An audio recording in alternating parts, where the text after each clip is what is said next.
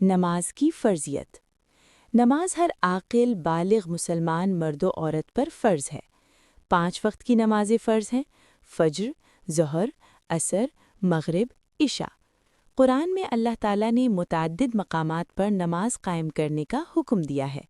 نماز کے اوقات: فجر، صبح صادق سے سورج طلوع ہونے تک۔ ظہر، سورج ڈھلنے کے بعد سے عصر تک۔ عصر، ہر چیز کا سایہ دگنا ہونے کے بعد سے سورج غروب ہونے تک۔ مغرب، سورج غروب ہونے کے فوراً بعد سے شفق کے ختم ہونے تک۔ عشاء، شفق ختم ہونے کے بعد سے صبح صادق تک۔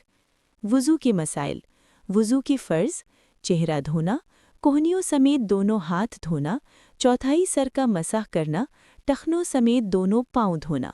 وضو توڑنے والی چیزیں: پیشاب یا پاخانہ آنا، ہوا خارج ہونا، خون یا پیپ بہنا، قے منہ بھر آنا، بے ہوشی یا گہری نیند۔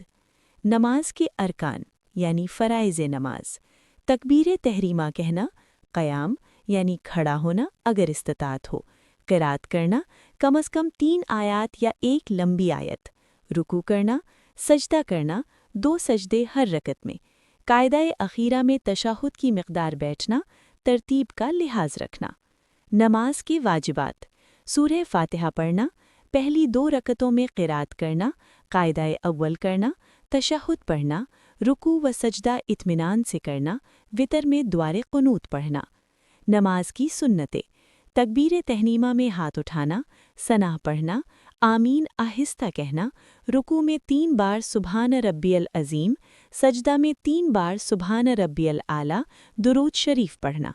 نماز توڑنے والی چیزیں: جان بوجھ کر بات کرنا، کھانا یا پینا، قبلے سے سینہ پھیر لینا، زیادہ حرکت کرنا، ہنسنا یعنی آواز کے ساتھ۔